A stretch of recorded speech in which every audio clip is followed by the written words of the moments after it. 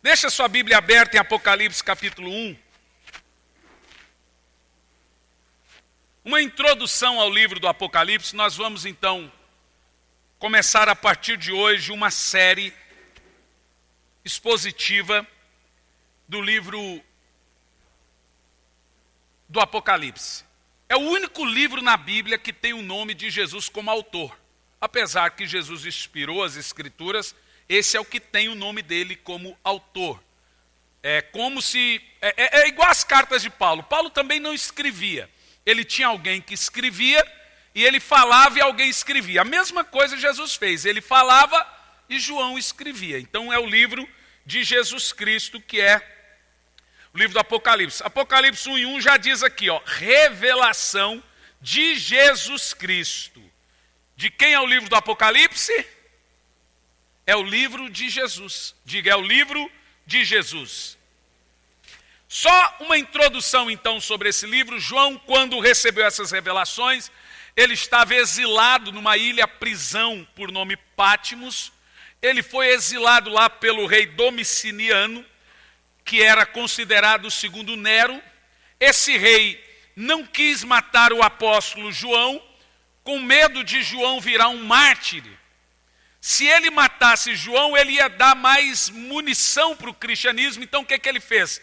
Ele exilou João numa ilha prisão, onde ficavam os piores criminosos, os maiores assassinos da época ficavam nessa ilha chamada Patmos.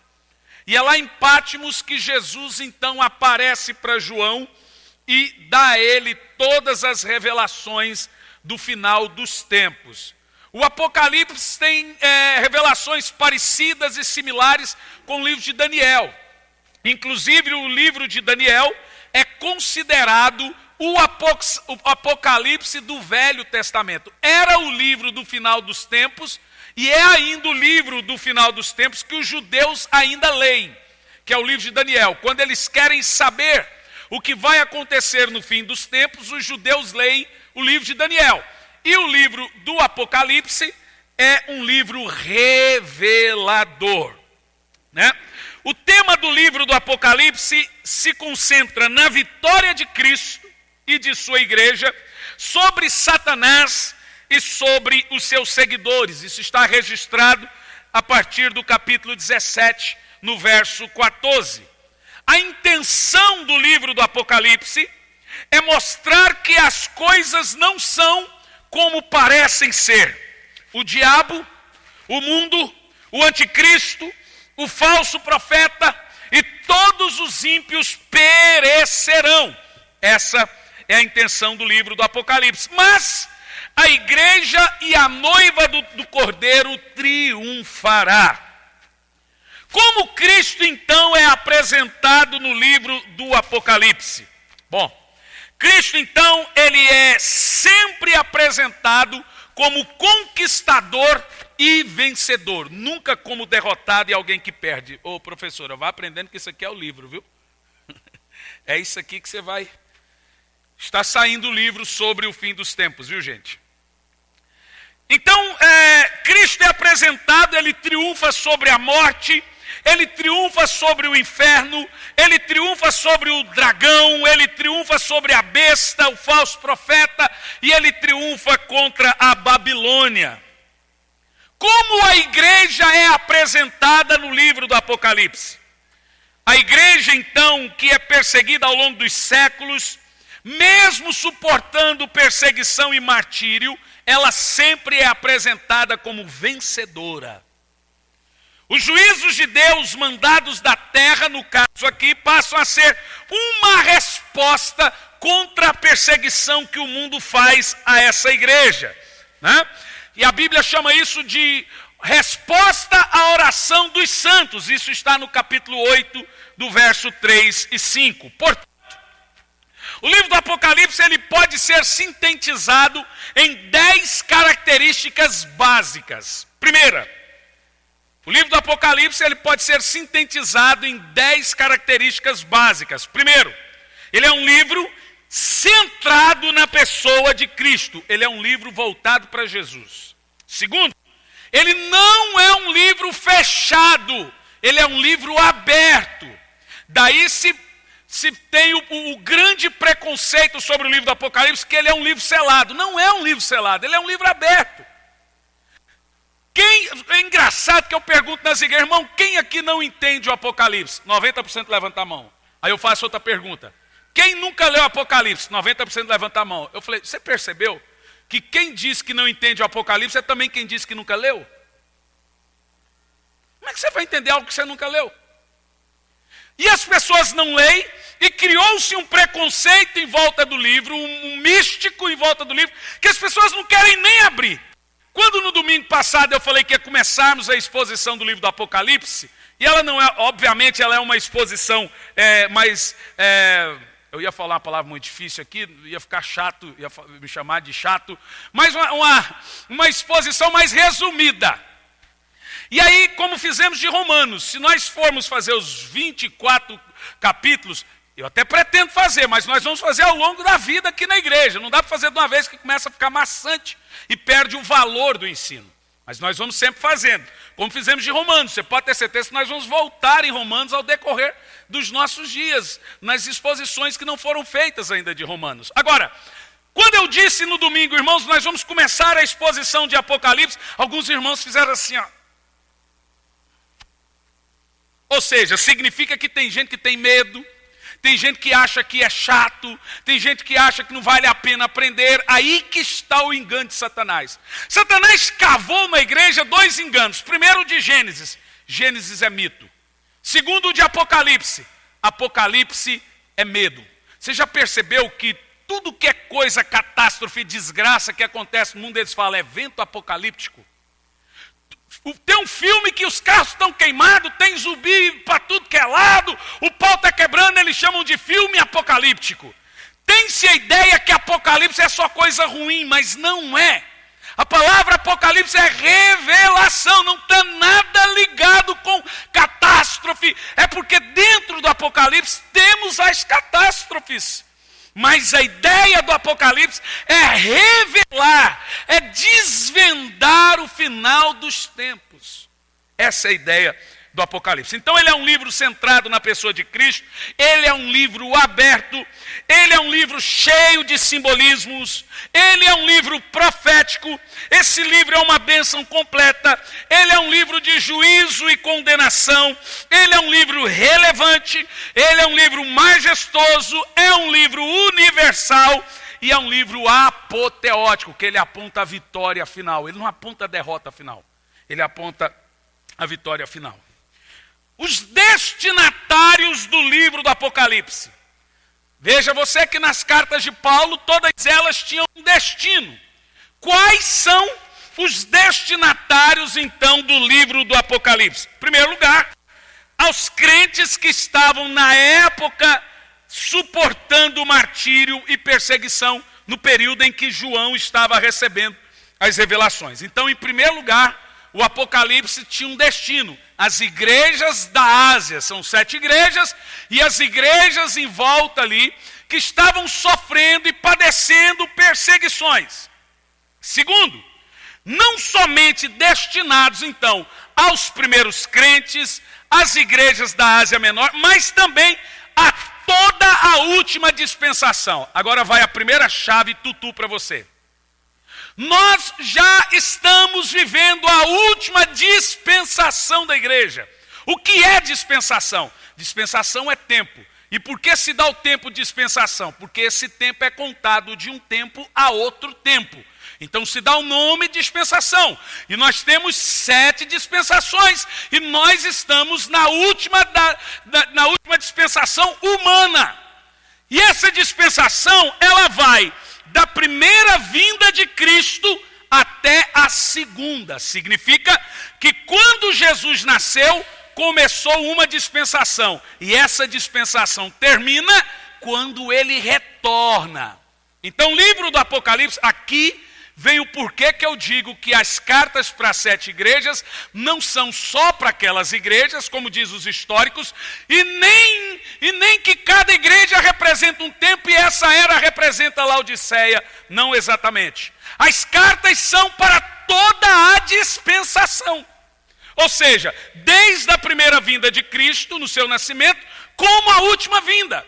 Ou seja, dentro da última igreja, que no caso somos nós, a igreja de modo geral, nós temos as características das 7 igrejas para a qual a carta foi direcionada. O livro, no caso do Apocalipse, foi direcionado. Significa que quando nós entrarmos nas questões das 7 igrejas, você vai se assustar. Você vai perceber a investigação de Jesus com a sua igreja.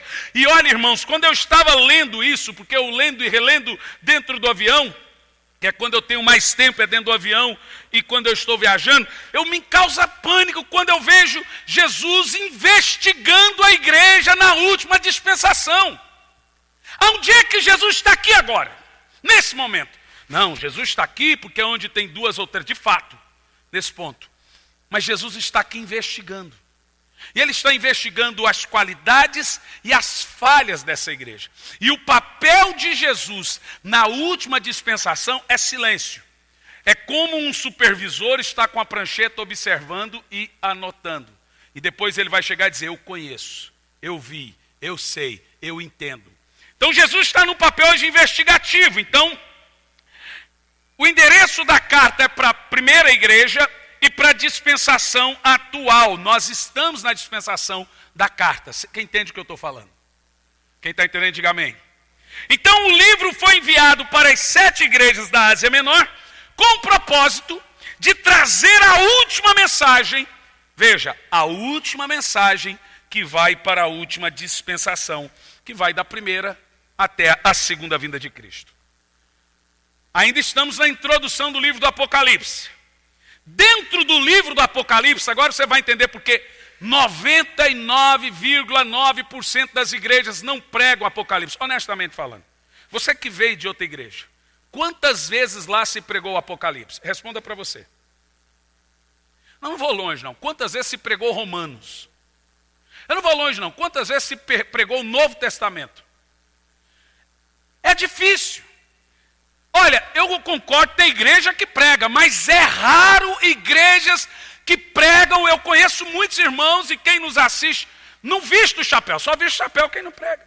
Eu conheço muitos irmãos que não pregam o Novo Testamento, porque o Novo Testamento é revelação, é teologia, é disciplina, é doutrina, e ele não tem nada de triunfalismo. No Novo Testamento não tem mar se abrindo, no Novo Testamento não tem água saindo da rocha, no Novo Testamento não tem pão caindo, no Novo Testamento, o Velho Testamento é só triunfo, é vitória, é Deus vencendo junto com o povo, é o pau quebrando. É bacana, eu acho legal, isso tem que ser pregado também, encorajar o povo, mas o Novo Testamento é diferente, irmão. O Novo Testamento ele é aplicável. Desde o livro de São Mateus até o livro do Apocalipse, ele é aplicável, é prática pura. Então o livro do Apocalipse não é pregado. Ele não é ensinado. Muito se dá porque tem pastor, eu vi um pastor de uma grande igreja em Curitiba que falou para mim que se ele pregar o Apocalipse, o povo da igreja dele fica preguiçoso. Não, pastor, a gente não prega a volta de Jesus, porque as igrejas que pregam a volta de Jesus deixam o povo preguiçoso. Falei, por quê? Não, porque o povo começa a pouco que Jesus vai voltar, então não vai. Falei, irmão, que argumento ridículo esse. As igrejas que mais ganhou o mundo foi a Assembleia de Deus e Batista e foram até hoje as que mais pregaram sobre a volta de Jesus. Esse argumento é ridículo. O mundo foi evangelizado e antigamente quando falava vamos para um culto evangelístico, adivinha qual era a primeira mensagem que pregava? Volta de Jesus. Qualquer igreja que você ia há 20 anos atrás, a chance de você chegar num culto e um pastor pregar a volta de Jesus era muito grande. Hoje, isso caiu no esquecimento. Caiu no esquecimento porque não dá ibope, não vende DVD, assusta as pessoas, é difícil, tem que fazer o povo ficar raciocinando, tem que fazer um povo. Um irmão virou para mim, uma irmã virou para mim em um dos nossos cultos. É, pastor, é chato, né? O que é chato, irmã? Culto só de ensino. Um outro falou assim, pastor, por que você não prega, só ensina? Eu falei, onde é que você leu isso na Bíblia? Onde é que você... Até essa semana eu pus isso. Porque as pessoas realmente pensam que pregação não é ensino e que ensino não é pregação. Onde você leu e viu essa separação na Bíblia? Eu quero te explicar que Jesus decide por todo mundo pregar o evangelho ensinando-os. O ensino é a pregação e a pregação é o ensino do evangelho. Não tem como separar uma coisa da outra. Eu nunca vi. Como é que um pregador prega sem ensinar? E como é que o ensinador ensina sem pregar o evangelho? Isso é coisa de homem, gente. Pastor, é que é chato, né? Tem que ficar com a cabeça quente. Eu falei, irmão, é aí que está o problema. Um culto como esse faz você pensar. E o povo não quer pensar mais hoje. Você tem que mastigar e cuspir na boca dele. Prontinho. Mas aqui nós vamos continuar fazendo o que Deus me mandou fazer para essa igreja. Amém? Quem recebe, diga amém. Existem 3 interpretações do livro do Apocalipse. Isso aqui já é para você aprender. Só recapitulando, quem esteve há um tempo atrás no simpósio vai lembrar. Mas como tem muito tempo, acho que talvez nem lembre. Primeira interpretação é chamada de interpretação preterista. São 3 escolas teológicas que ensinam o livro do Apocalipse. Cada uma tem uma visão do livro do Apocalipse. A primeira se chama preterista. Segundo essa escola, tudo que é profetizado no Apocalipse já aconteceu. Por isso, preterista. Essa escola crê que o Apocalipse não tem nada a ver com o fim dos tempos, só com o início da igreja. A segunda escola é chamada de escola futurista. Segundo essa interpretação, a partir do capítulo 4 tem a ver com os últimos dias. No meu caso, para mim, é a interpretação mais coerente de todas as escolas. Nós vamos aprender isso. A terceira escola é chamada de escola histórica. Segundo essa linha de interpretação, o Apocalipse é uma profecia apenas simbólica e para toda a história da igreja até a volta de Cristo. Isso significa que o Apocalipse, ele é literal. Ele se entende historicamente. Essa é a chamada interpretação histórica. Significa que eles creem que nada no Apocalipse é literal e apenas simbólico. Chamada interpretação histórica. Ainda há 3 correntes interpretativas dentro do livro do Apocalipse. 3 escolas. Primeiro, é chamada de corrente pré-milenista. Milênio é a ideia de 1000 anos que Jesus vai governar na terra, viu, gente? Então, pré-milenismo crê o seguinte... pós-milenismo crê o seguinte, que a segunda vinda de Cristo só acontecerá depois de um longo período de retidão chamado milênio. O pós-milenista crê que só depois que a igreja implantar o reino na terra, aí nós temos lá o Bill Johnson que crê nisso, por isso que eles têm um ministério chamado Jesus Culture, que é cultura do reino, trazer a cultura do reino na terra. Isso é chamado de pós-milenismo. Só depois que não tiver mais favela, tiver retidão, paz, e a igreja avançar culturalmente, aí Jesus volta. Isso é chamado de corrente pós-milenismo. Os pós-milenistas dizem que Jesus voltará depois que a igreja implantar o reino. Vocês entendem o que eu estou falando? A corrente pré-milenista diz o seguinte, que a segunda vinda de Cristo não acontecerá depois do milênio, e sim antes do milênio. No caso do pré-milenismo, nós somos pré-milenistas, nós acreditamos que não é a igreja que implanta o reino, é Jesus que implanta o reino literal, porque o reino espiritual já está aqui, ele já está em nós, amém? Mas o reino físico chamado milênio é Jesus. O pré-milenismo foi a posição, agora escute isso aqui. Ainda nós estamos na parte técnica, porque se você não entender isso, você não entende nada. Quem está entendendo, diga amém. O pré-milenismo foi a posição oficial da igreja cristã até o 4º século. Isso aqui é história. Todos os teólogos, tanto o pós-milenista como o amilenista, sabem que até o 4º século, até Agostinho, ninguém tinha uma outra posição a não ser a do pré-milenismo de que Jesus voltaria e implantaria seu reino. Todo mundo cria nisso. Portanto, o pré-milenismo, os pais da igreja como Justino, Marte, Tertuliano, Lactâncio, Papias, Irineu, Hipólito, eles eram os que pregavam até o 4º século sobre essa linha. Até o 4º século, quando veio Agostinho, trazendo a ideia do chamado amilenismo. O amilenismo veio antes do pós-milenismo.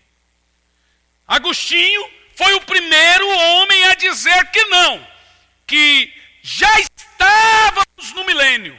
Aí é chamado amilenismo. O amilenismo, então, ele crê que não existe milênio literal. Ele crê que existe um milênio simbólico. que a igreja já está nesse milênio simbólico. Eles não acreditam no milênio literal, eles acreditam que o reino de Deus já está em nós. Então esse amilenista acredita então, como Agostinho de Hipona disseminou isso, que aí Jesus volta no final desse milênio simbólico. Olha que coisa gostosa de acreditar. Significa que nós estamos vivendo uma era de paz, uma era de amor. Jesus já está reinando em toda a terra, a cultura do reino já desenvolveu, amém, gente? Não. Então ainda nós dividiremos o Apocalipse aqui nesses ensinos em 7 sessões. Primeira sessão, do capítulo 1 ao 3, 7 candeeiros. 4 ao 7, 7 selos. 8 a 11, 7 trombetas. 12 a 14, a tríade do mal.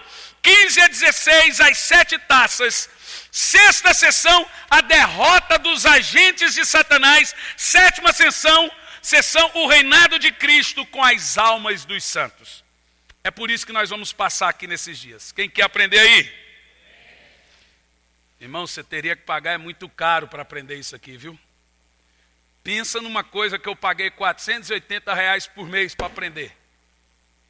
É o preço da faculdade. É só ver quanto que esses alunos estão pagando lá na escola para aprender isso. Irmão, e vocês estão... Valorizem. Amém? Primeiro que isso aqui é um tesouro para nós. Vamos lá, exposição. Saindo da introdução, a exposição de Apocalipse capítulo 1. Vamos ler até o versículo 3.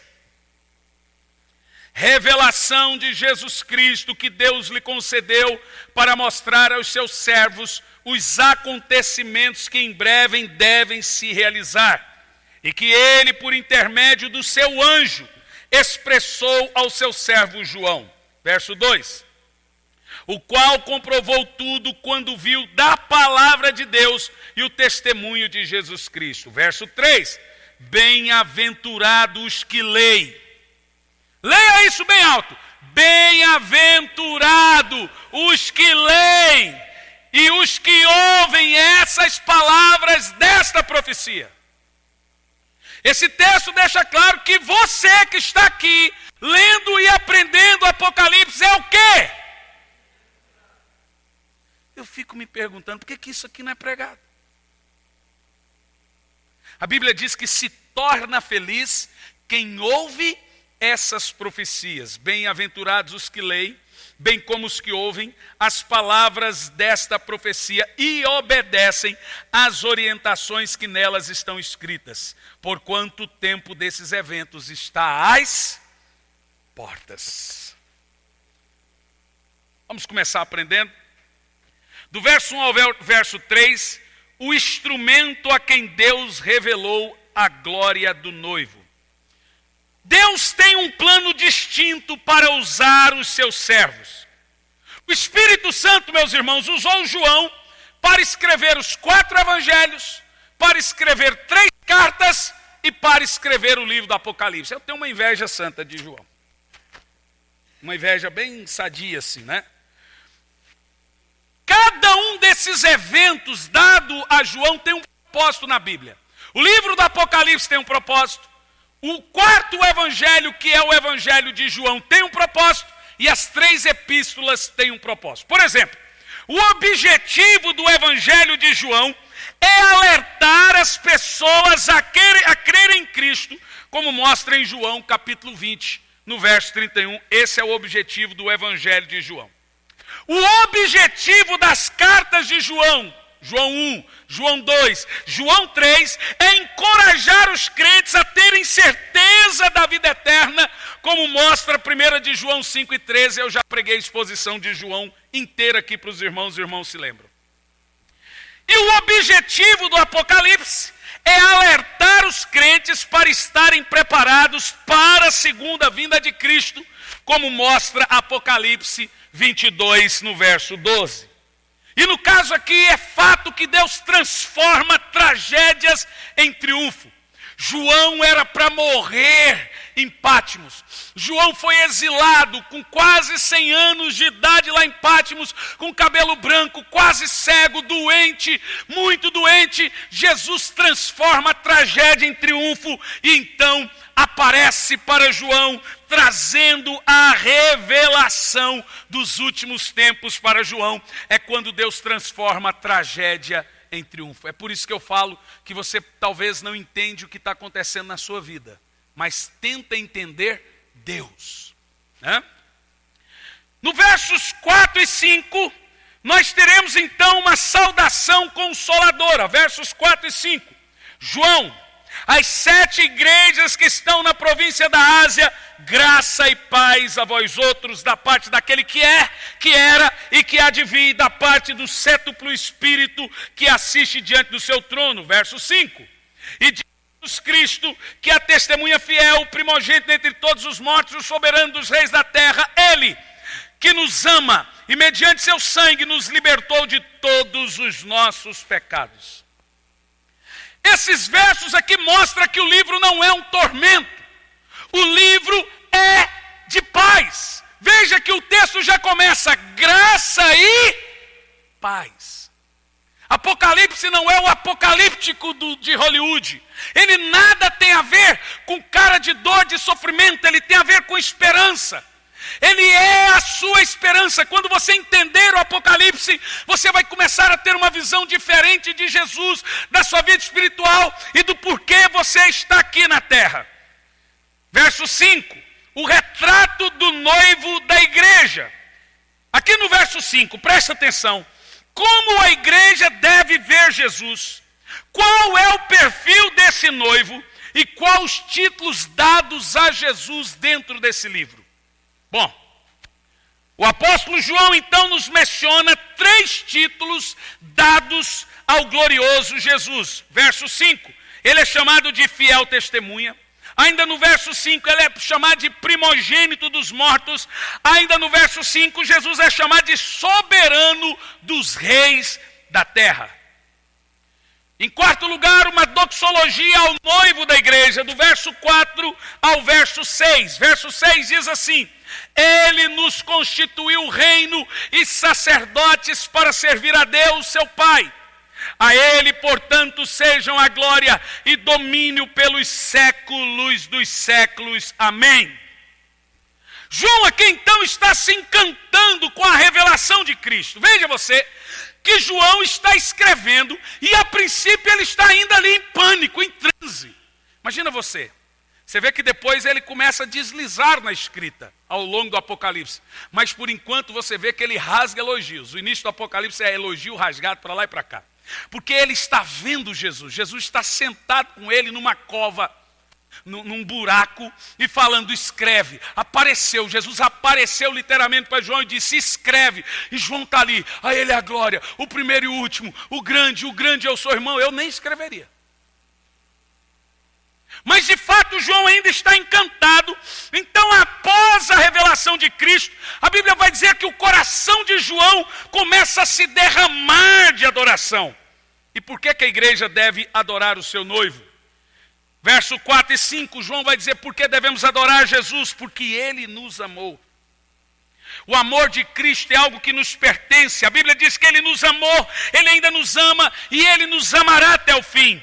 Por que que ele nos libertou dos nossos pecados? Por amor. Isso também está nos versos 4 e 5. Isso fala de um ato de redenção concluído. Aí do verso 4 ao 6, nós devemos adorar Jesus porque ele nos constituiu reis, reinos e sacerdotes. Diga amém. Agora nós vamos ter a revelação majestosa, o ápice da mensagem de hoje. A gloriosa aparição do noivo no verso 7. Agora presta atenção. Até o verso 6, João está fazendo a introdução do que ele está vendo. Ele está empolgado. Ele está apaixonado pela aparição de Jesus a ele na ilha de Pátimos. Então você vê ele dizendo, o primogênito dentre os mortos, soberano, isso aqui é adoração. Você vê, mas no verso 7 ele realmente, agora ele começa a escrever. Você começa a perceber essa transição? Agora ele começa a dizer o que Jesus está mandando ele escrever. Eis que ele vem com as nuvens e todo olho o verá. Até mesmo aqueles que o transpassaram, e todos os povos da terra se lamentarão. Todos os teólogos sérios afirmam que a verdade do retorno de Cristo é a verdade mais preciosa que contém na Bíblia acerca dos últimos tempos. Desde o nascimento de Jesus e sua morte, a maior verdade da Bíblia hoje é que Jesus vai voltar. Não tem pastor sério, cheio do Espírito Santo, que negará essa verdade. Agora, o apóstolo São Pedro, na sua segunda epístola, um dia nós vamos fazer a exposição de Pedro, ele só fala, também quase um apocalipse. O apóstolo São Pedro disse que a característica do falso profeta não é dizer que Jesus não vai voltar. Não é também negar o retorno de Cristo, é ficar calado. Não tem nenhum doente da cabeça que vai falar, gente, Jesus não vai voltar, e não ser chamado por doido. Então eles não falam isso, eles apenas negam ou zombam da volta de Jesus. Então escuta aqui, igreja. A maior prova que Jesus volta nessa geração é que as pessoas não estão pregando sobre isso.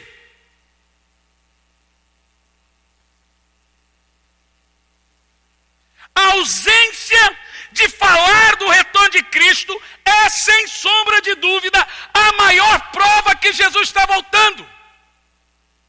A Bíblia diz que ele viria numa época em que ninguém, quase ninguém, estaria crendo e acreditando na sua volta.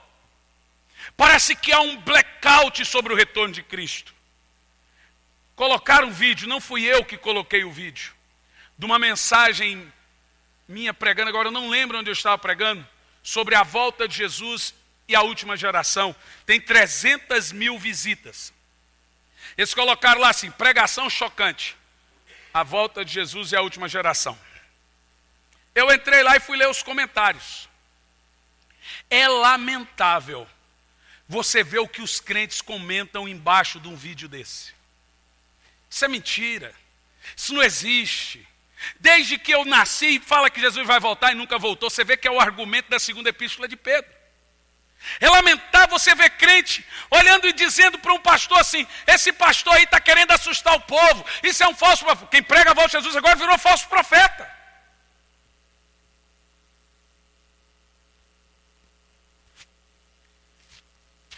A verdade mais preciosa da Bíblia está escrita aqui. Eis que ele vem com as nuvens e todo olho verá. Essa é a nossa mensagem. Essa é a mensagem da igreja labutante, da igreja de Jesus verdadeira. Essa é a mensagem. Jesus voltará. Jesus voltará. Todo pastor, homem de Deus, deve dizer isso repetidas vezes. Jesus vai voltar, Jesus vai voltar, Jesus vai voltar. Cansou? Diz de novo, Jesus vai voltar. Ele está vindo, Ele está vindo, Ele está vindo. Essa é a mensagem. Isso deve, irmãos, encher o coração dos crentes.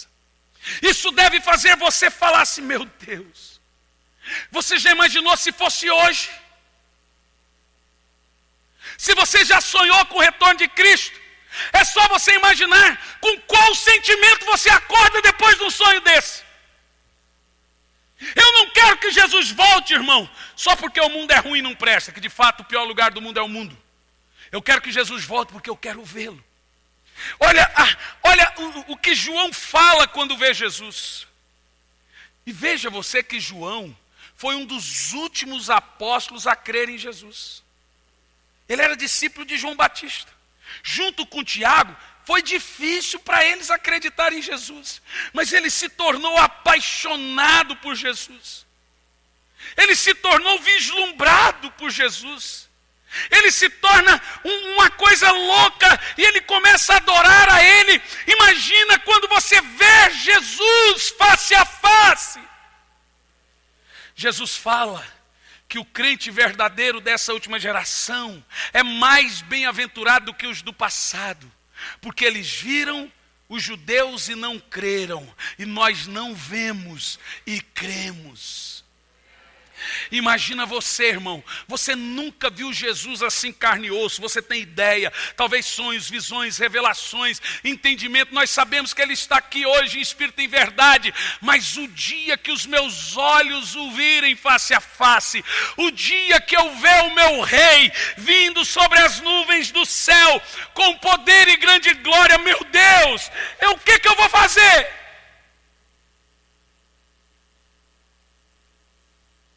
Aí, sabe o que você vai dizer? Por isso que eu me tornei crente. A casa com piscina, você vai entender que era lixo. O carrão, que pregaram para você que se fizesse tal oferta, que se continuasse fazendo a campanha você ia ficar rico, você vai falar, rico? Rico?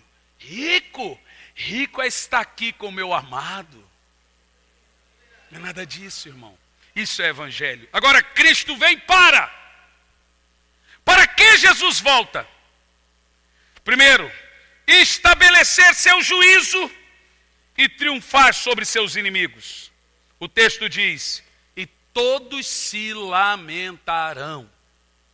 Jesus não volta para amor, para misericórdia e para compaixão. Jesus volta para juízo. Só que você não estará aqui, senão você vai se lamentar também. Entendeu o texto? Não entendeu o texto?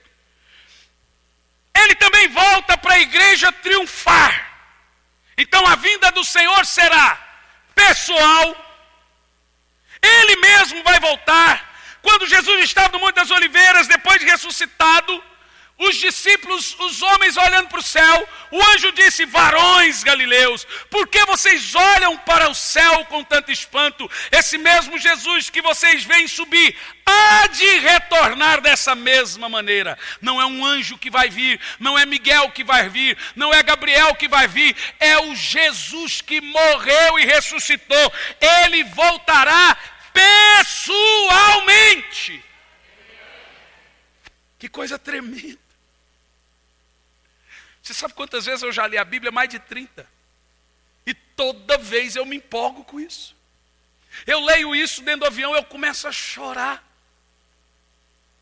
É esse fervor que o crente não pode perder. Que me chame de fanático, que me chame de radical. Irmão, eu sou apaixonado nisso aqui. Eu vivo para isso. Eu já disse 1, 2, 10, 15 vezes o tempo de estudo que eu gasto com a Bíblia. Vai na minha casa, eu vou te mostrar quantos livros eu leio por dia. Cada livro dessa grossura.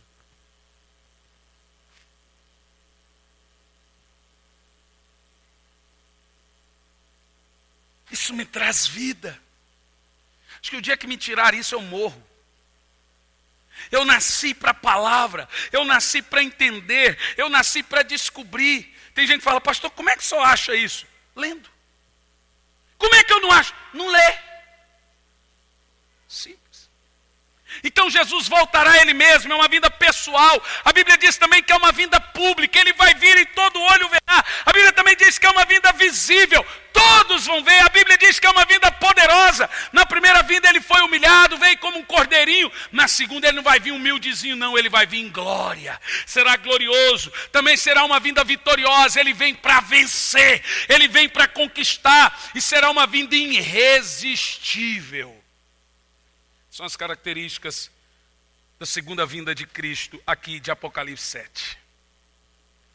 No verso 8, Jesus, depois de dar a característica da sua vinda para João, ele diz, eu sou o Alfa e o Ômega, declara o Senhor Deus. Espera aí, Jesus está falando com João, no verso 8, o que ele diz? Eu sou o Alfa, o Ômega, declara o Senhor Deus, aquele que é, que era e que há de vir, o Todo-Poderoso. Quem é que está falando aqui com João? A divindade é um negócio poderoso, né? Agora, a partir do verso 9 até o verso 11, eu coloquei o título aqui nessa afirmativa: com os pés no vale, mas com a cabeça no céu. Porque João vai nos apresentar aqui um homem que tem comunhão e intimidade com os crentes da Ásia. Veja bem, eu, João, irmão e vosso companheiro de sofrimento no reino e na perseverança na fé em Jesus, estava na ilha de Patmos por causa da palavra de Deus. Não é por dinheiro, não é cueca. Não é por não pagar imposto. Não é por comprar fazenda. Porque pastor preso hoje tem um monte. Mas eu quero ver pastor preso pela palavra de Deus. Os crentes, tem gente que fala, pastor, teve um pastor aí preso, que até tirou foto dele com a Bíblia aberta, na cadeia. De verdade teve. Tem muitos que são presos. Tem uns que põem negócio no joelho, e põe a igreja para orar, e a igreja começa a orar como se o pastor fosse preso por mentiroso. Senhor, nosso pastor está preso, é romântico. Mas há uma diferença dos pastores presos nos dias de hoje para os pastores presos na igreja primitiva. Os pastores presos na igreja primitiva eram presos por testemunha de Jesus e pela palavra de Deus. Não é por escândalo. Não é por escândalo. E João continua. E no dia do Senhor, eles criam então, aí tem linhas interpretativas, que aqui era o domingo. Achei-me exaltado no espírito quando ouvi atrás de mim uma voz forte. Até o verso 11. Com som de trombeta. E dizia, escreve em um livro o que vês e envia-o a estas 7 igrejas. Éfaso, Esmirna, Pérgamo, Tiatira, Sardes, Filadélfia e Laodiceia. Presta atenção. João agora vai mostrar para onde o livro está sendo destinado. As 7 igrejas da Ásia, como falamos no início. João está banido, isolado, preso, com os pés no vale, mas a cabeça dele está no céu. Irmão, você pode estar passando por um vale, por um exílio, mas faça como João. Mantenha a sua cabeça focada no céu, que Jesus vai aparecer para você. Foi tão simples o que eu falei, mas também foi tão profundo. Você pode estar num pindaíba, dívida, desempregado, mas mantenha a sua cabeça no céu, que Jesus vai aparecer para você. Essa noite eu fui orar, falei, Senhor, de verdade, eu preguei na igreja, mas eu vou perguntar para o Senhor de novo. Na investigação que o Senhor está fazendo a preciosa graça, quais são os elogios e as críticas? O Senhor ainda fala com os seus anjos da igreja? Fala comigo. E você acredita que Ele falou comigo à noite? Em sonho. Eu acordei atônito, eu falei, meu Deus, que rapidez. Ele me mostrou tudo que nós temos que fazer, o que temos que melhorar, o que temos que mudar. Mas Ele mostrou tanta alegria com o que nós estamos fazendo aqui, gente. Ele falou assim, não mude nada, nada, continue. Inclusive precisa tirar algumas coisas. Isso. Irmão, absolutamente tudo Ele falou. Ele me mostrou tanta coisa, mas tanta coisa. Eu tive 2 sonhos que Ele me mostrou. Ele apareceu para mim e me deu um paralelo. Eu vou te mostrar um ministério e depois mostro o ministério de vocês. Ele me mostrou um ministério. Esse pastor nesse ministério dirigia um carro velho, um carro bonito, lindo, mas todo enferrujado, sem vidro, os pneus furados. O carro era caro, mas todo estragado. E agora ele me mostrou, eu dentro de um ônibus. O ônibus era tão grande, gente, que ele parecia um trem-bala, mas não era um trem, era um ônibus. Mas ele era muito grande, o ônibus estava tão cheio, e o ônibus era novinho. Só que esse ônibus, ele tinha partículas, ele tinha partes que tudo funcionava nele, e tinha partes que não funcionava. Tinha partes que estava perfeito, tinha partes que não estava bom. Eu comecei a andar nesse ônibus, demorava horas andando no ônibus, e aí esse homem falava, isso aqui precisa mudar. Isso aqui não está funcionando. Num ônibus desse, com essa característica, caro, novo desse jeito, isso tem que funcionar. E eu falei, Senhor, essa é a cara da nossa igreja. Tem coisa que funciona e tem coisa que não funciona. Mas o principal, que era o motor, estava andando a bala. E ele falou, você sabe qual que é o motor dessa igreja, desse ônibus? A palavra. Estava andando e estava voando. Mas ele começou a nos mostrar, então nós estamos no caminho certo, amém, irmãos? Mas vamos melhorar, diga, vamos melhorar. Fala para o seu irmão, mantenha a cabeça no céu. O pé pode estar em Pátimos, mas a cabeça tem que estar no céu. Mantenha o foco, fala para o irmão aí. A noiva de Cristo, no verso 12, agora passa a ser vista como a luz do mundo. Olha o que João fala. Voltei-me para observar quem falava comigo e vi 7 candeeiros de ouro. Agora presta atenção que tem uma chave aqui. Presta atenção.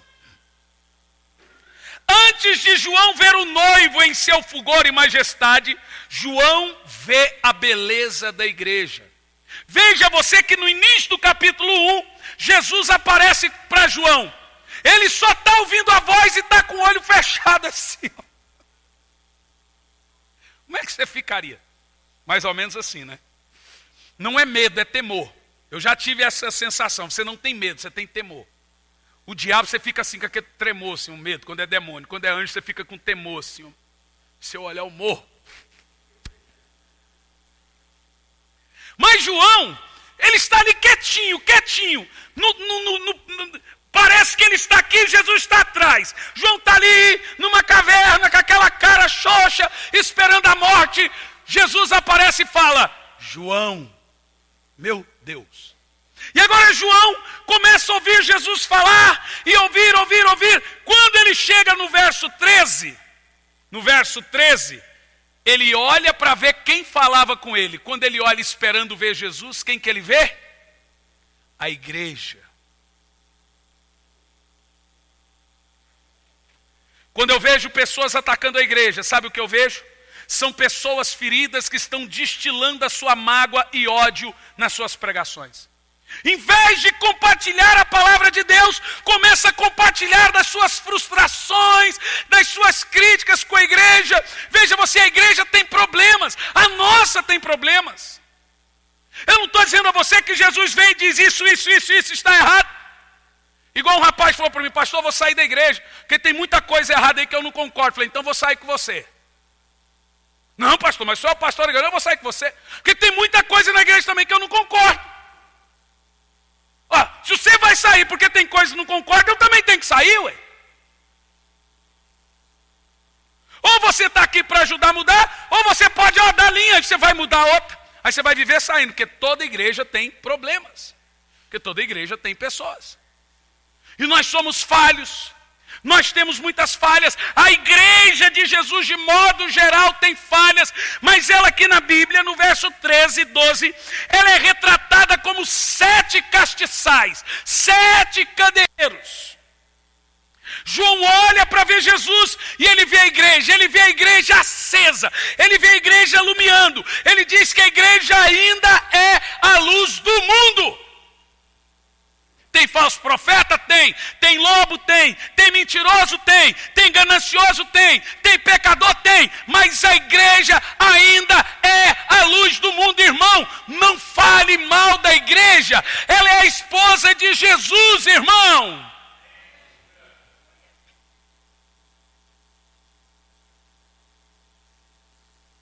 Não, pastor, mas a igreja está...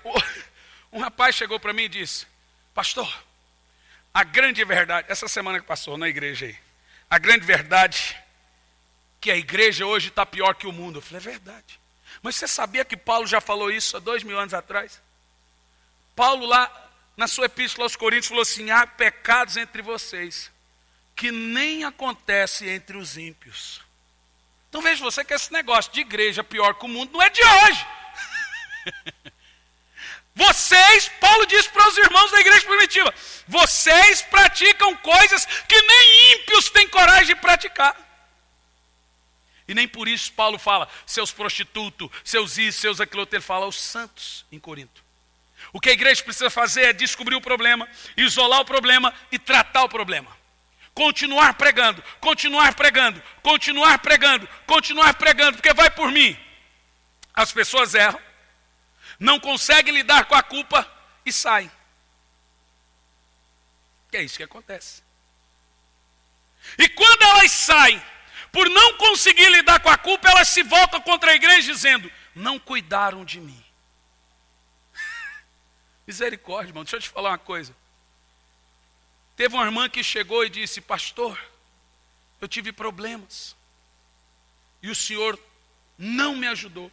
O senhor não estava lá. Eu falei, irmão, é que a minha bola de cristal queimou. Eu não sei quando você está chorando. Eu não sei quando você está com dívida. Eu não sei quando você está com problema. Eu não sei quando você está precisando. E as pessoas realmente pensam que a gente sabe. Mas Tiago ensina que quando você precisa de ajuda, quando você tem problema, você tem que fazer o quê? Pedir. Se alguém precisa de ajuda, peça. E aí nós temos que te atender. E como que um pastor atende uma ovelha? Pondo uma coleira nele e ali como se fosse uma criancinha? Não, orando. Talvez você não consiga falar comigo, mas eu te garanto que eu oro por você todos os dias na madrugada. Tá bom ou não tá? Eu te garanto que eu estou cobrindo você com as minhas orações, porque João não ia na casa dos irmãos. Veja você que essa é uma das falhas que o Senhor mostrou dentro do ônibus lá para mim em sonho, viu?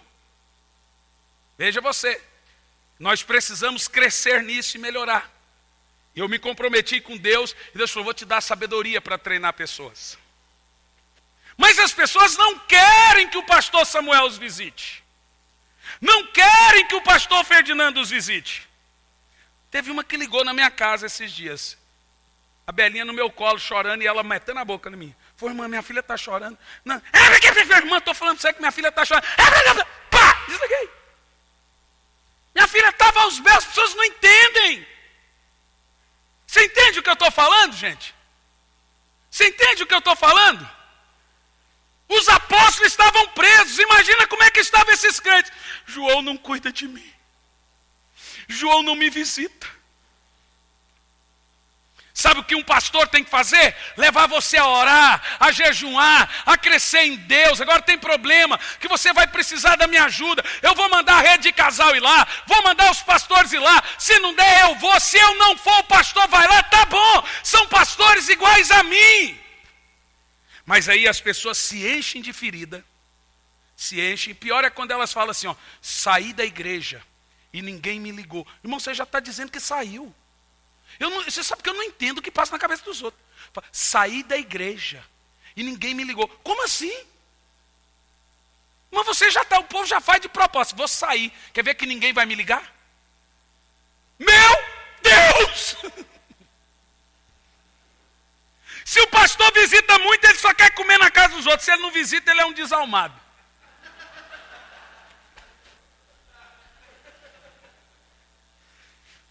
Esses dias,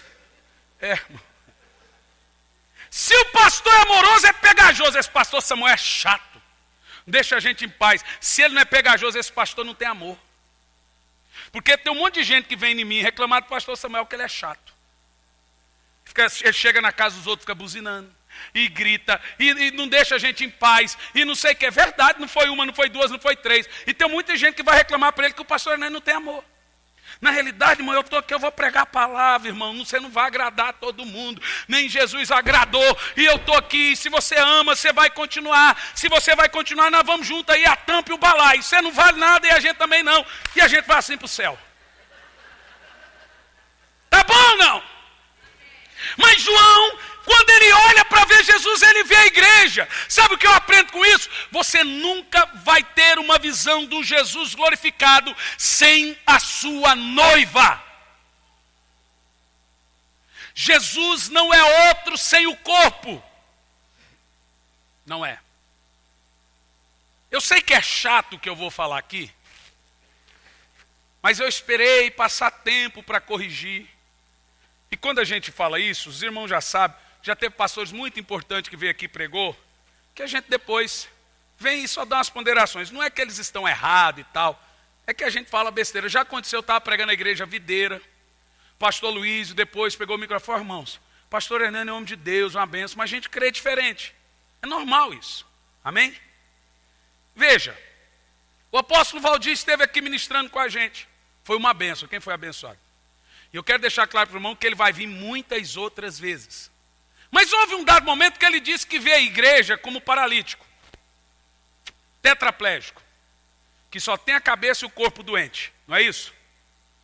Eu falei, não fale isso. Porque eu nunca vi essa imagem da igreja na Bíblia. Se você disser que tem parte da igreja assim, eu entendo. Mas dizer que a igreja de Jesus é assim, não é a visão que João tem da igreja dos últimos tempos. A visão que João tem da igreja é de um candelabro aceso. Agora, é óbvio que a igreja tem problemas. Eu não concordo que a igreja seja um paralítico. Eu concordo que a igreja não pode fazer nada sem o cabeça. De fato, a igreja é inapta. E Paulo disse, Jesus disse, sem mim nada podeis fazer. É essa visão que nós temos da igreja. Nesse ponto, eu não posso concordar que a igreja está ao ponto de ser doente e ser isso. Não, irmãos. De maneira nenhuma. A igreja é uma só. Agora eu não vou pegar a igreja problemática, a falsa igreja, e comparar ela como se ela fosse verdadeira. Eu nada tenho a ver com a falsa igreja. O meu papel é a igreja de Jesus. Então eu vou... É claro que nós temos que fazer a separação, claro. Mas comparar como se fosse a mesma igreja, não. De maneira nenhuma. A verdadeira igreja não vai usurpar as pessoas. Não vai ficar pregando mais terra do que céu. Não, isso não é a verdadeira igreja. A verdadeira igreja é um candelabro. Ela é a minoria, ela ainda é perseguida, ela tem pouca força, ela não tem muito dinheiro, ela não tem muita influência. É a verdadeira igreja, ainda preza pela palavra, e não é só a nossa, porque eu não vou cair na pretensão louca e doente de Elias, do tipo só eu fiquei, não. Ainda há muitos que não se dobraram, ainda há muita gente chorando e orando, implementando o reino de Deus aqui na terra. Por isso você nunca vai ouvir esse pastor dizendo aqui, eu amo a minha igreja. Eu amo a igreja. Porque a igreja de Jesus é uma só. Nunca você vai ver eu fazer um adesivozinho e colocar ali, sou preciosa graça. Se benze. Irmão, essa não é a visão. Sou assembleiano, sou batista, sou católico. Eu sou de Jesus. Quem é de Jesus aí? Amém? Então ele vê a noiva como luz do mundo. Antes dele ter a visão do Cristo exaltado, ele tem a visão da igreja. Isso nos ensina que o mundo só verá Jesus através da igreja. Ninguém verá Cristo sem a igreja. Nós precisamos da igreja, irmão. E nós precisamos da igreja como corpo e precisamos da igreja como congregação também. E vou mais longe. Precisamos da igreja como instituição. Porque se você não tiver instituição, nem culto você pode fazer.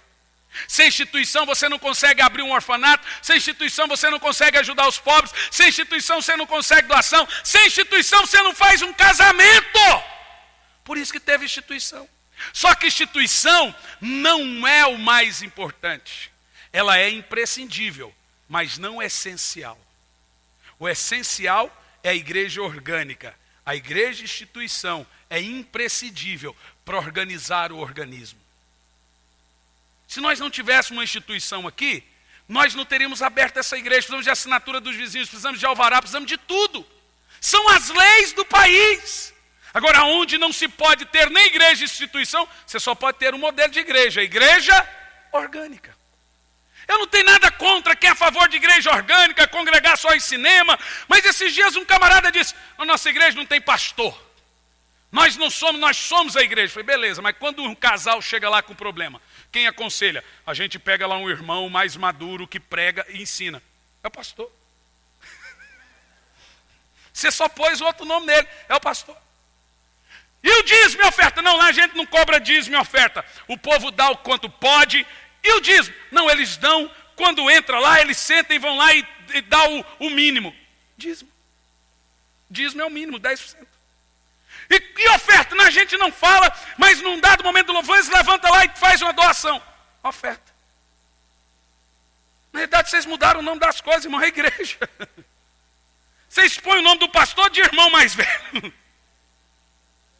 Ancião. Que bobeira! Que bobeira! Esse não é o problema da igreja. O problema da igreja não é o papel. O problema da igreja é que os lobos se infiltraram no meio. Esse é o problema. A coisa mais gostosa da igreja é sair do emprego e vir, assistir um culto, assistir a palavra, ouvir o louvor, adorar. Esse não é o problema. Agora é fácil assistir culto no YouTube, onde você não tem que perdoar ninguém, onde você não tem que pedir perdão para ninguém, onde você não tem que congregar, então você só vai lá e liga a internet e fala, eu agora sou a igreja. Pois eu vou te dizer o que é a igreja. Igreja é um pé com vários candelabros. Um pé com vários candelabros e Jesus no meio dos candelabros. Se você quer ser igreja, você tem que ser membro de um corpo. Não existe igreja fora do corpo. Sabe, teve muito tempo no meu ministério que eu dizia, eu não prego igreja, eu prego Jesus. Está errado. Eu mudei o discurso. Hoje eu prego Jesus na igreja. Porque João pregou os dois. Olha a visão de João. Eu olhei para ver quem falava comigo e vi os candelabros. O mundo não vai ver Jesus sem o corpo dele, sem a igreja dele. Pare de tocar na igreja. Eu não prego placa. Eu não prego denominação. Mas eu prego a noiva vai triunfar, ela vai ganhar almas, ela é santificada, é ela que está esperando o cordeiro e ela vai se casar com o noivo. Então a minha mensagem hoje é Jesus na igreja. Não é nessa, é na sua igreja. Aleluia, diga amém. Oh, glória. Agora dos versos 13 a 20. O noivo é apresentado em todo o seu fulgor e majestade. 13 a 20. E entre os candelabros, alguém semelhante a um ser humano, vestido uma longa túnica que chegava aos seus pés. Você está entendendo aqui a revelação de João? João olha para ver quem fala com ele, ele vê a igreja e Jesus aonde? De fora da igreja. É isso? Entre, dentro. Aonde Jesus está agora? Responda, gente. Na igreja. Irmão, deixa eu te falar uma coisa. Jesus não odeia a sua igreja. Ele ama a sua igreja. Ele é o esposo dela. Tem como você chegar para o seu amigo e falar, eu gosto de você, mas eu não gosto da broaca da sua mulher. Eu não consigo ser amigo de um cara desse. E eu vou te dizer uma coisa, se eu fosse amigo de um cara que fala que eu odeio minha mulher, o dia que ela descobrisse, ela enfiava a mão na minha cara. De que lado você está, sua peste? Como é que você pode amar Jesus? Eu fico vendo uns pregadores do interior para cá, exterior para cá. E é engraçado que eles vêm não sei de onde. E eles têm a receita para o avivamento do Brasil. Mas não conseguiram avivar onde eles estavam. É porque o Brasil tem que ter esse avivamento, não sei o que. Eles têm a receita de como as coisas devem acontecer aqui. Mas nunca aconteceu lá. Ou perderam esse tempo lá. Eu não entendo isso. Eles chegam aqui e começam, porque o Brasil é isso, o Brasil. Esses dias me mostraram um videozinho de um coreano detonando a igreja do Brasil. Eu percebi que ele não tem problema com a igreja, ele é preconceituoso, porque até de atraso de voo e de problemas sociais do Brasil ele falou. O que o atraso do voo tem a ver com a igreja? Tá certo que muita coisa que ele falou é verdade. Mas, mano, não vou sair daqui para ir lá na Coreia para dizer que os crentes coreanos não dão um glória a Deus. Porque você prega uma hora, você não ouve aleluia. Um aleluia! Eu prego lá na Europa, o povo parece estar morrendo, mas eles terminam o culto assim, enxugando a lágrima pelo canto. Irmão, eles têm que vir para cá, não é para dizer o que nós já sabemos, que aqui tem corrupção, que nada aqui funciona. Eles têm que vir para cá para trazer solução, para profetizar sobre nossa vida, para trazer esperança. A coisa vai dar certo, o Espírito Santo vai sarar, o Espírito Santo vai transformar. Não é para dizer, vocês são isso, são aquilo, tá bom, nós sabemos. Mas eu quero ver profetas que vêm e digam, o Espírito Santo será derramado, e ele vai trazer um nível de arrependimento tão grande, que esses jovens que não assistem culto, que esses jovens que não conseguem ouvir mensagem, vão começar a ficar atentos. É isso que esse país precisa, de pregadores de retidão. Pega uma moça grávida, e chega para a mãe e fala, mãe, eu comi a merenda antes do recreio. Eu estou grávida. Aí a mãe começa, sua prostituta, só não sei o quê. Entregou para os Paraguai. Irmãos, nós já estamos cientes dos pecados da igreja. Nós já estamos cientes que tem pecado de tudo que é nível, que tem falso profeta e tudo. Mas sabe do que nós precisamos hoje?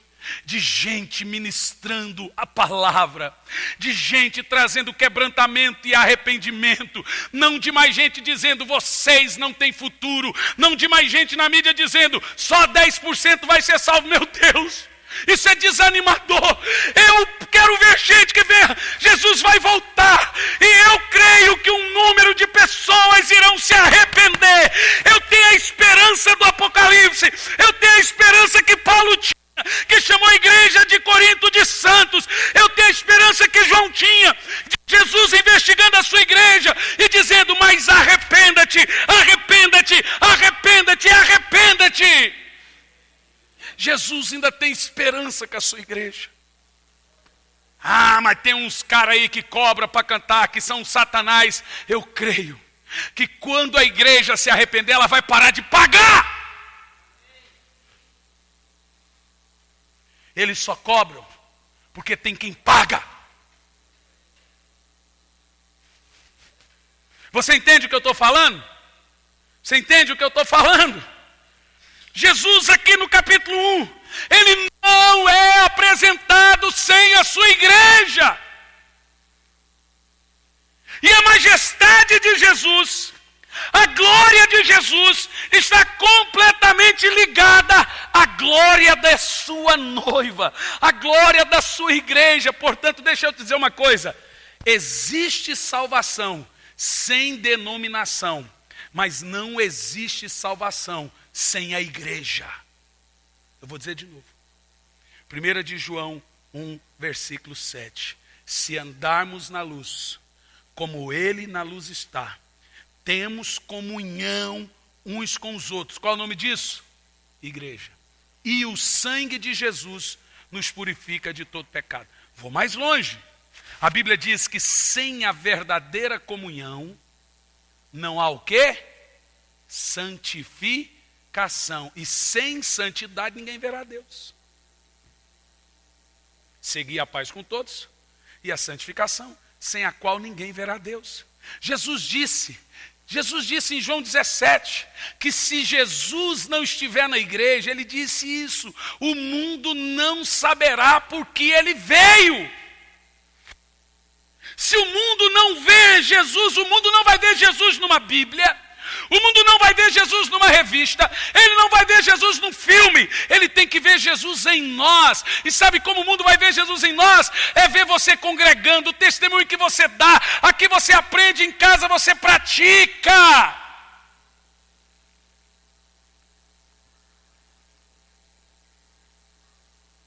Ame a igreja, ore pela igreja, ore pelo quebrantamento e arrependimento da igreja.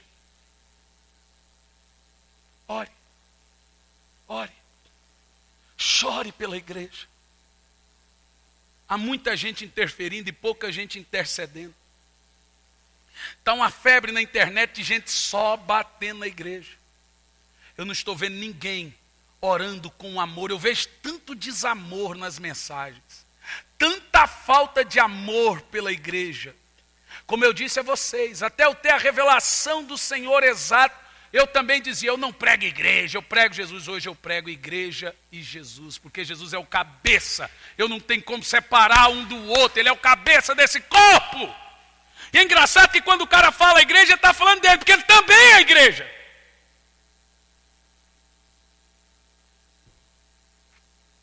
Vocês entendem? Esse é o coração de Apocalipse capítulo 1. Agora veja bem, João aqui vê 10 características distintas do noivo na igreja. Jesus na igreja, diga Jesus na igreja. Onde é que Jesus está, gente? E a igreja tem que estar onde?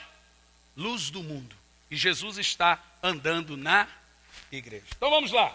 Primeira característica, suas vestes, verso 13. Falam de Cristo como sacerdote e rei.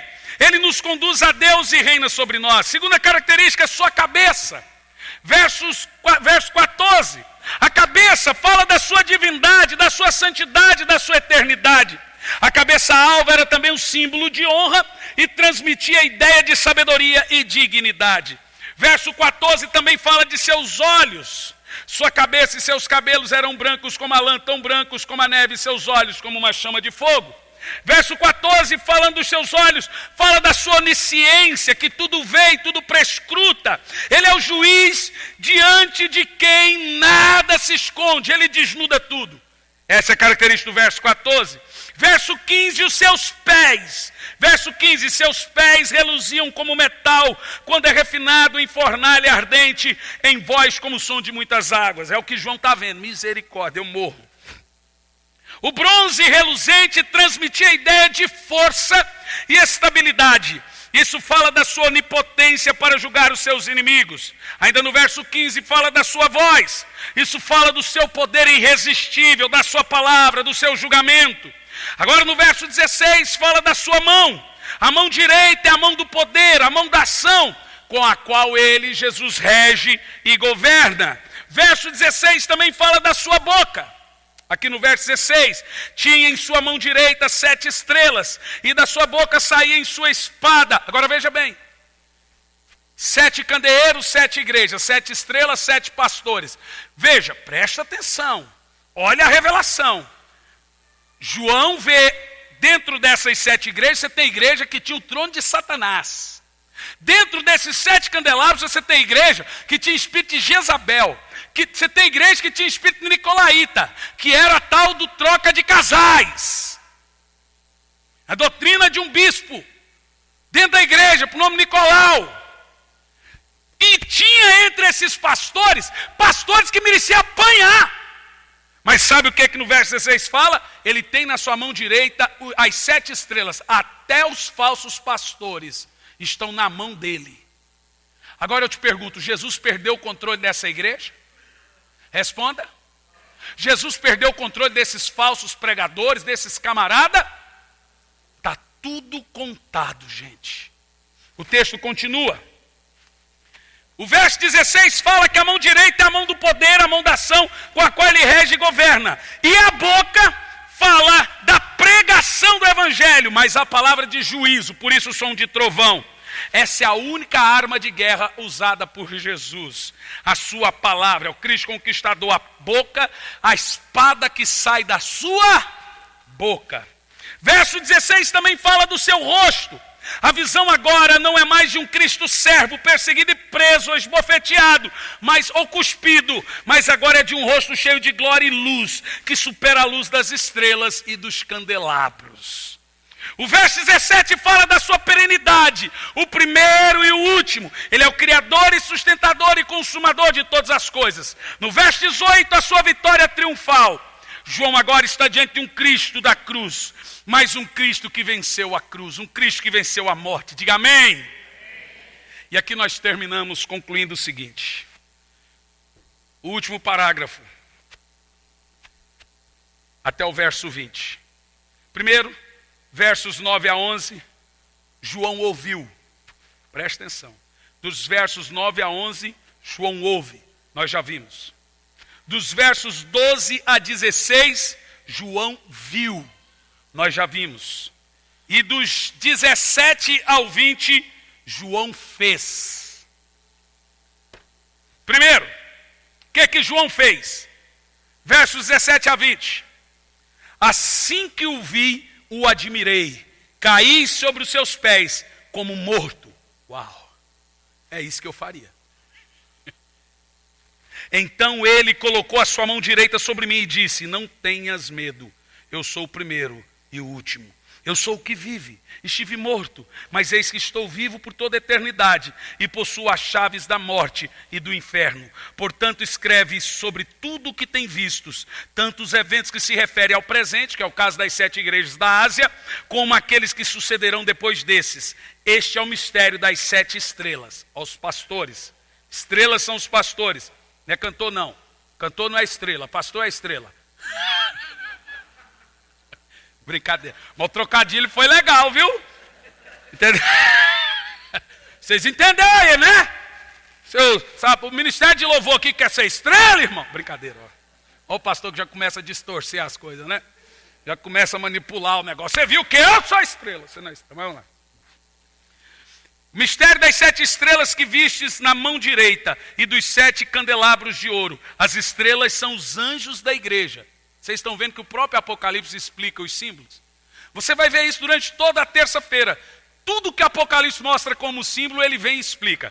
As 7 estrelas são os pastores da igreja e os 7 candelabros são as 7 igrejas. O que João passou por um profundo quebrantamento? João foi gloriosamente restaurado. Jesus toca nele e restaura João. Assim nós terminamos a primeira sessão do Apocalipse, que na realidade é apenas uma introdução. Fizemos uma breve introdução ao livro do Apocalipse. Eu quero que você aplauda Jesus pela exposição da palavra.